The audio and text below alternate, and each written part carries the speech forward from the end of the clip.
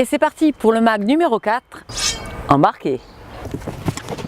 Si bateau stop, vérifiez les coupe-appuis qui sont enclenchés et surtout vos repas terre vache arrière. Oui, pour dénouer le truc. Au sommaire, remontons la Robine pour rencontrer des passionnés du jardinage. De là, prenons la mer avec Ghislain Galli, un patron pêcheur sympathique. Puis une petite surprise vous attend sur fond vert. Explication avec 4 amoureux de l'image. Enfin, pourquoi notre cathédrale n'a-t-elle jamais été terminée? Réponse avec Jacqueline Sommade. Dans l'agenda, nous vous dévoilerons la ronde des festivals de l'été. Mais tout de suite, le zapping, bon mag.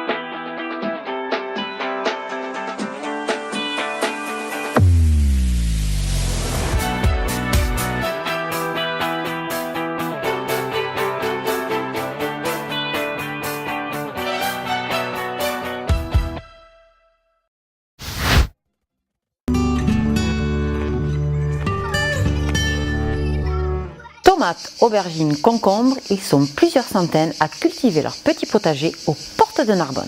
Départ immédiat en direction des Jardinaux. Quand elles vont grainer, il va y en avoir partout des salades, vous voyez, partout il va y en avoir. Donc à ce moment-là, après je les récupère et je les mets en ligne. Voilà, ça c'est la grelinette. Ça permet de travailler la terre. C'est une passion, et il ne faut pas regarder le temps. Hier soir j'ai fini à 8 h, voilà, au jardin. C'est comme ça. L'après-midi on ne peut pas trop travailler parce qu'il fait trop chaud, mais voilà, c'est une passion. Et des passionnés comme Jean-Louis, il y en a des centaines à planter, arroser, cueillir, bref, aimer la terre. Sur près de 30 hectares, environ 500 parcelles se divisent en 3 zones, les jardins de Livia, de la Petite Lécune et les Jardinaux, un poumon vert pour la ville dont l'histoire remonte au XVIIe siècle. Alors qu'on venait d'assassiner Henri IV en 1610, un abbé de Fontfroide a reçu l'ordre d'assainir toutes ces terres. Tout ça c'était marécageux et la ville de Narbonne, il y a un besoin de légumes, de fruits, donc on a décidé quand même d'assainir ces terres-là. Et donc cet abbé de Fontfroide a mené des canaux, des fossés, et donc aujourd'hui les terres sont assainies, elles sont propres.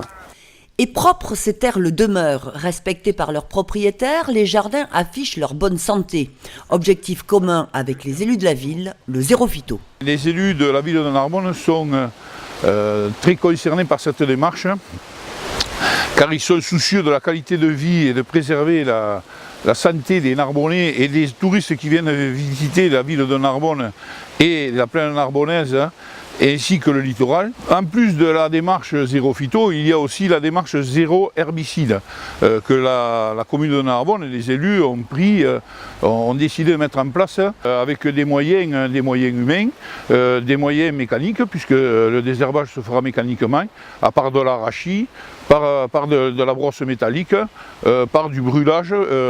C'est une mise en place, c'est une autre forme de travail. C'est un travail qui est un peu plus rigoureux, mais on s'efforce de faire le maximum pour pouvoir que toutes les rues de la ville et tous les espaces verts soient entretenus comme il était auparavant. Aujourd'hui, puisque je suis aussi agriculteur et que je suis aussi un utilisateur de produits phytosanitaires, c'est vrai qu'on est rentré dans une démarche, nous aussi des professionnels, d'abandon de pesticides et d'herbicides.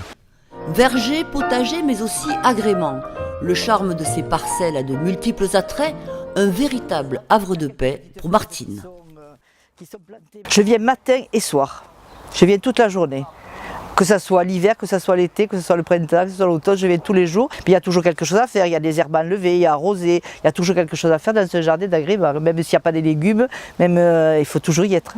Et il faut dire que c'est beaucoup de travail quand même. Hein.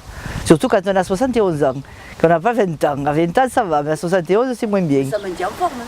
Oui, ça maintient en forme, c'est sûr. C'est sûr.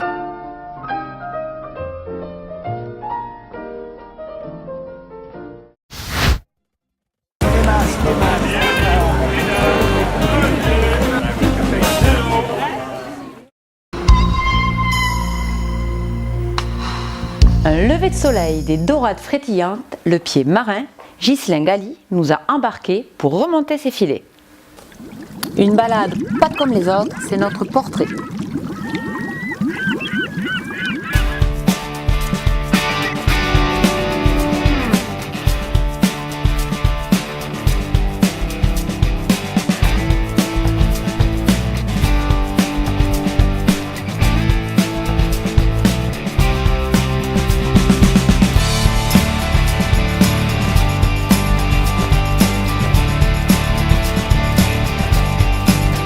J'ai découvert ce métier grâce à mon père. La passion de l'eau, de toucher du poisson, de voir du poisson.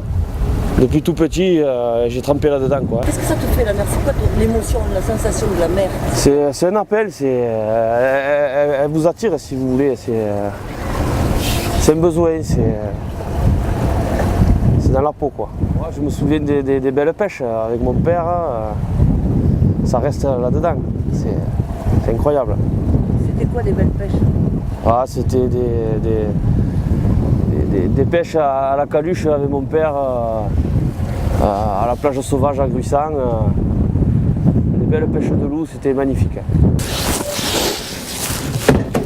Là, tu fais quoi alors? Là, je démaille le poisson qui est pris dans les mailles, il faut le sortir. On a plusieurs variétés de dorade, on a le marbré. On le reconnaît au trait marbré noir et de la dorade royale aussi. Voilà, et ensuite on a du sorel qui est un poisson bleu, qui est un peu comme le maquereau. Après c'est vrai qu'on ne compte pas les heures. Hein. Oui, mais quel bureau comme tu dis. Voilà, c'est le top. Et quand il fait beau, c'est encore meilleur. Quand il fait mauvais, des fois. Et qu'il n'y a rien en plus. On s'est dit, oh, si j'avais su, je serais resté à la maison. On va mettre 4 de cette taille. 4 comme ça. Et puis 4 en deux. 2.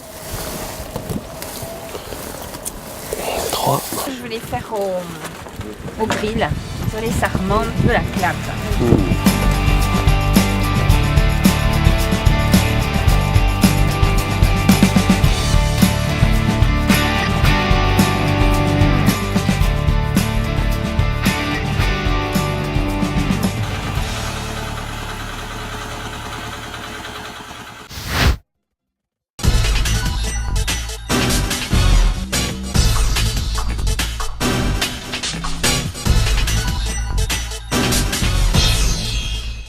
Quatre garçons superbes ont décidé de se lancer dans la grande aventure de l'image.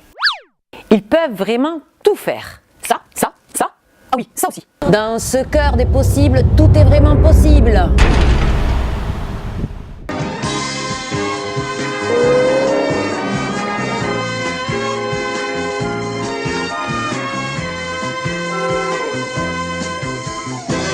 Quatre garçons superbes se sont lancés dans la grande aventure de l'image.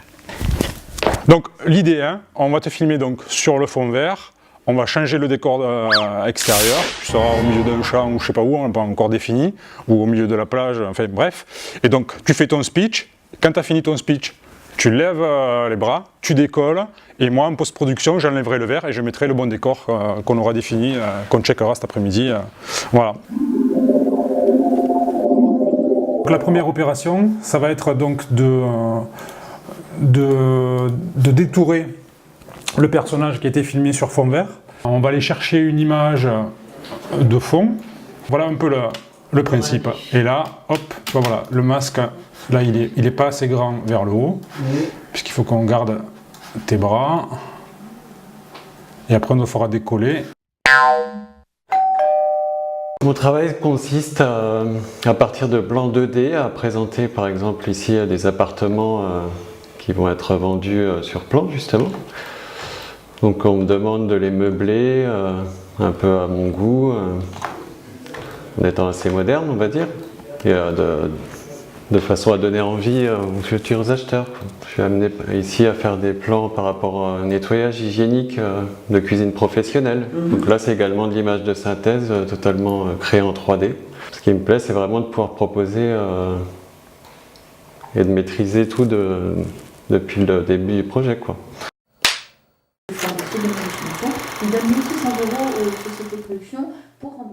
Mon métier, c'est de mettre en œuvre, de rassembler un maximum de synergie d'équipe et de mettre en œuvre des projets et de, au final, pouvoir raconter des histoires et les histoires qu'on a envie de raconter et qui nous font plaisir.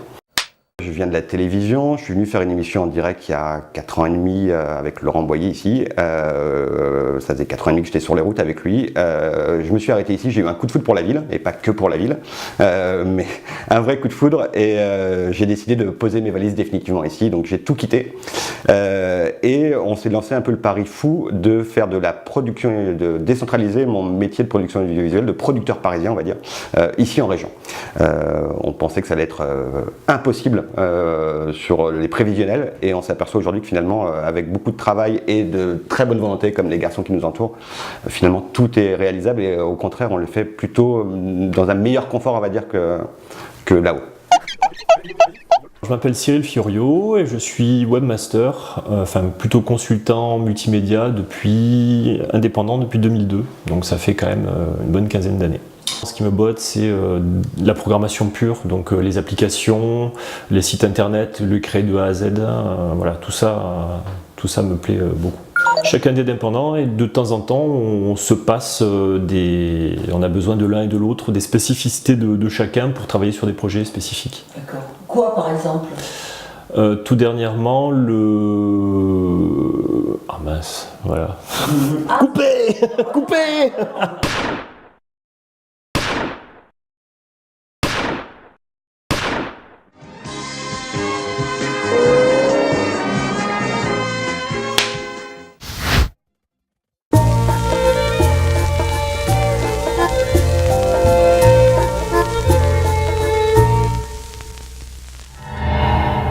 Quel est le point commun entre la guerre de Cent Ans, le Chevalier Noir et les remparts de Narbonne? Tout sur notre cathédrale avec Jacqueline Sommade qui nous révèle les secrets de cette histoire.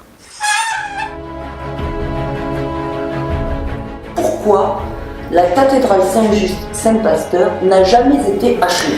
Pour fait de guerre. C'est extrêmement précis. Au XIIIe siècle, on a cru que, bon, au XIIIe siècle, il y avait une période de prospérité. On a cru qu'on allait pouvoir ressusciter la France. Et on a remercié le Seigneur, on a construit les grandes cathédrales. Elles ont été construites en chapelet à ce moment-là. Et c'est l'architecte d'Amiens, Jean Deschamps, qui a commencé à faire construire la cathédrale de Narbonne. Ce que l'on voit à peu près est sorti d'un coup. Il y avait l'enthousiasme et puis il y a eu la guerre de Cent Ans. La guerre de Cent Ans qui a été très préjudiciable pour notre région, dans laquelle le prince noir est venu, comment dirais-je, s'illustrer. Et entre autres, le prince noir met le siège devant la cathédrale de Narbonne. Il y avait un rempart, il y avait le vieux rempart. Ce vieux rempart, pour construire la cathédrale qui était immense, il fallait détruire le rempart. On avait été d'accord, mais voilà que ce rempart protège la cathédrale et protège la cité du prince noir. Le prince noir ne peut pas prendre la cité de Narbonne, il avait brûlé le quartier de Bourg, et ne pouvant pas prendre la cité, Dépité, il va sur Béziers qui brûle. Quand les choses se sont calmées, que les archevêques ont voulu reprendre la construction de la cathédrale inachevée, les Narbonnais responsables n'ont pas voulu. Il y a eu des procès, le roi s'en est mêlé, rien à faire. Les consuls de Narbonne ont été intraitables, ils n'ont pas autorisé la démolition des remparts. Et c'est pour ça que la cathédrale Saint-Just n'a jamais été achevée.